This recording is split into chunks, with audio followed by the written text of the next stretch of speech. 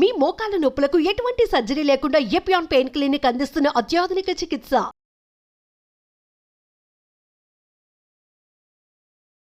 అందరికీ నమస్కారం. నేను Swaroopa Potlapalli. Welcome to Suman TV. Unwanted ప్రెగ్నెన్సీకి సంబంధించి చాలా మంది ఇప్పుడు ఐపిల్స్ వాడుతున్నారు. వాటి వల్ల అనేక రకాలైన హెల్త్ ఇష్యూస్ కూడా వస్తున్నాయి. ప్రస్తుతం నాతో పాటు ఉన్నారు senior gynaecologist, fertility expert doctor Sridevi Kodiganti garu. ఆవిడతో మాట్లాడదాం. మేడం నమస్తే. నమస్కారం స్వరూప. మేడం, అసలు ఈ ఐపిల్స్ అంటే ఏంటి, ఎందుకు తీసుకుంటారు? ఐపిల్ అనేది ఎమర్జెన్సీ కాంట్రసెప్టివ్. ఇది మనకు అన్వాంటెడ్ ప్రెగ్నెన్సీస్, అన్ప్రొటెక్టెడ్ ఇంటర్కోర్స్ నుంచి వచ్చే అన్వాంటెడ్ ప్రెగ్నెన్సీస్ని ప్రివెంట్ చేస్తుంది. ఈ ఐపిల్లో ఏంటంటే మనకు లివెనార్జెస్ట్రాల్ అనే ప్రొజెస్ట్రాల్ లాంటి హార్మోన్ అనేది ఉంటుంది. దీని నుంచి ఏంటంటే మనకు ప్రెగ్నెన్సీ అనేది ప్రివెంట్ చేస్తుంది. అసలు ఈ ఐపిల్స్ అనేవి ఎప్పుడు వేసుకోవాలి? ఐపిల్ యూజువలీ అన్ప్రొటెక్టెడ్ ఇంటర్కోర్స్ అయిన 72 hours లోపల, అంటే 3 days లోపల తీసుకోవాలి. బట్ దీని ఎఫెక్టివ్నెస్ మంచిగా ఉండాలి అంటే ఫస్ట్ 24 hours లోపల తీసుకుంటే ఇట్స్ గుడ్. సైడ్ ఎఫెక్ట్స్ ఏమైనా ఉంటాయా మేడం? సో ఇది ఐపిల్ అనేది ఏంటంటే మనకు బేసికలీ అన్వాంటెడ్ ప్రెగ్నెన్సీని ప్రివెంట్ చేస్తుంది. సో ఎలా అంటే ఫర్టిలైజేషన్, ఇంప్లాంటేషన్ అనేది ప్రివెంట్ చేస్తుంది. దీని నుంచి మనకు ప్రెగ్నెన్సీ అనేది రాకుండా ఉంటుంది. ఒకవేళ మనకు ఓవ్యులేషన్ అయిపోయింది, ఇంప్లాంటేషన్ అయ్యింది అంటే last half of the cycle అనేది మనం ఐపిల్ తీసుకుంటే మనకు ఈ ఐపిల్ ఎఫెక్టివ్నెస్ అనేది ఉండదు. అంటే మనకు పని చేయదు I pill, because already ovulation and implantation has occurred అనమాట. సో దీంట్లో మెయిన్ సైడ్ ఎఫెక్ట్స్ ఏంటంటే మనకు ఒక్కొక్కసారి పీరియడ్స్ అనేది డిలే అవ్వడము, ఆర్ తొందరగా రావడము, స్పాటింగ్ లాగా అవ్వడము, ఓకే, ఒక్కొక్కసారి పీరియడ్స్ వచ్చినా కూడా హెవీగా అవ్వడము, అలాంటిది అవుతుంది. ఐపిల్ తీసుకున్నా కానీ కొంతమందికి అది ఫెయిల్ అవుతూ ఉంటుంది. ఎందుకు అలా జరుగుతుంది?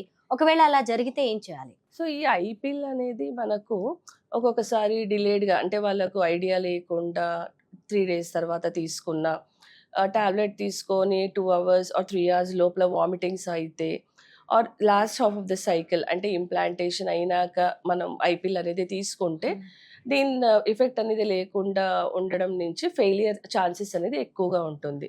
దీని నుంచి వాళ్ళకు డిలేడ్గా పీరియడ్స్ వచ్చినప్పుడు వాళ్ళు ప్రెగ్నెన్సీ టెస్ట్ చేసుకుంటే ప్రెగ్నెన్సీ టెస్ట్ అనేది పాజిటివ్ అవుతుంది. సో బేసికలీ ఐపిల్ అనేది అన్వాంటెడ్ ప్రెగ్నెన్సీని ప్రివెంట్ చేస్తుంది. It is not a tablet which will cause abortion అనమాట. ఒకవేళ ఈ ఐపిల్ తీసుకున్నాక ప్రెగ్నెన్సీ ఏమన్నా వస్తే ఈ ఆన్గోయింగ్ ప్రెగ్నెన్సీ అనేది అఫెక్ట్ అవ్వదు. They can, if they want to continue the pregnancy, they can continue the pregnancy. It does not harm the foetus or whatever. చాలా మంది లాంగ్ రన్ లో కూడా వాడుతూ ఉంటారు ఐపిల్స్, అంటే 2 years 3 years.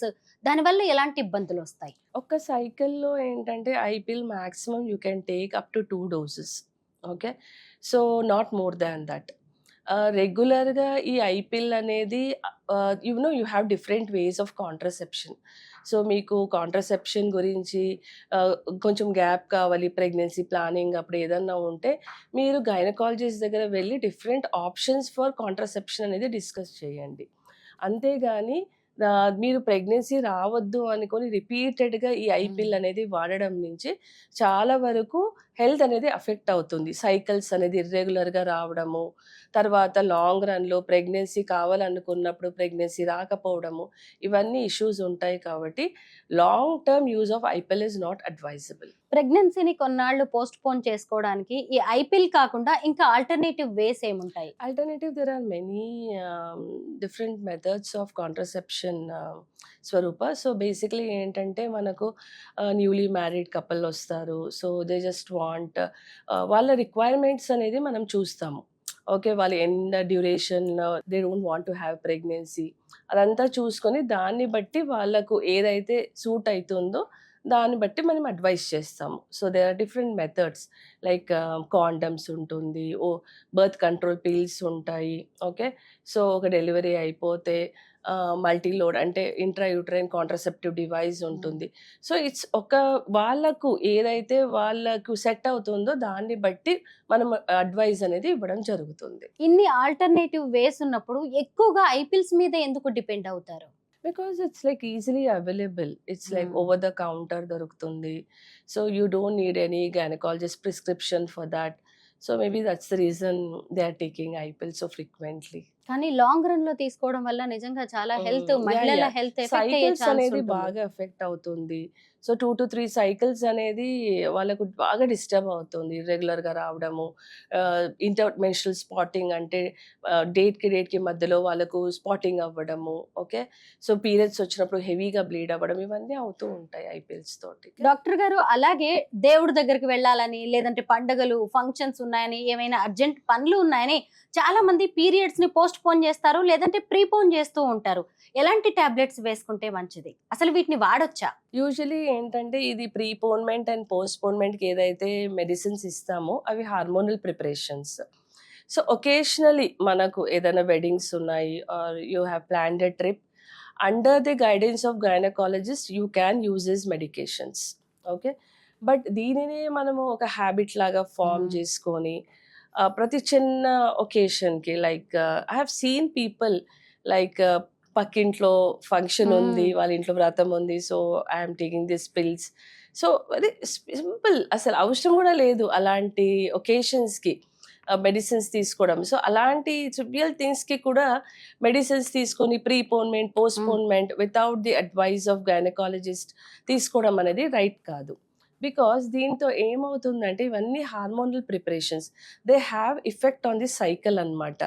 నువ్వు ఎప్పుడైతే ఇది తీసుకుంటావో ఒక్కొక్కసారి పీరియడ్స్ బాగా ఇర్రెగ్యులర్ అయిపోవడము అండ్ మనకు హెవీ బ్లీడింగ్ అవ్వడము అండ్ బాగా డిలే అవుతాయి పీరియడ్స్ అనేది ఒక్కొక్కసారి మనకు అయ్యి మళ్ళీ 2-3 సైకిల్స్ వరకు రెగ్యులరైజ్ అనేది అవ్వదు. సో ఈ ప్రీపోన్మెంట్ అండ్ పోస్ట్పోన్మెంట్ పిల్స్ ఏదైతే ఉందో you can use occasionally under the gynaecologist advice. Doctor గారు ఇందాకే మనం ఐపిల్స్ గురించి కూడా మాట్లాడుకున్నాం. ఐపిల్స్ కావచ్చు, లేదంటే ప్రీపోన్మెంట్, పోస్ట్ పోన్మెంట్ పిల్స్ ని అసలు గైనకాలజిస్ట్ల ప్రిస్క్రిప్షన్ లేకుండానే ఇష్టారాజ్యంగా వెళ్ళిపోయి ఫార్మసీలో కొనేసుకుని వాడుతూ ఉంటారు. అయితే ఫెర్టిలిటీ మీద ఇవి ఎలాంటి ఎఫెక్ట్ చూపిస్తాయి పిల్లలు పుట్టడం విషయంలో? దీంట్లో ఏంటంటే okay, that is what I pill and ఈ హార్మోనల్ ప్రిపరేషన్స్ ఏదైతే ఉందో ఎప్పుడైనా వాళ్ళకు అవసరం వచ్చినప్పుడు they can take occasionally. I pill as such when you use occasionally it's an emergency contraceptive, you can use it, but these hormonal preparations మాత్రము gynaec కన్సల్టేషన్లో తీసుకోవాలి.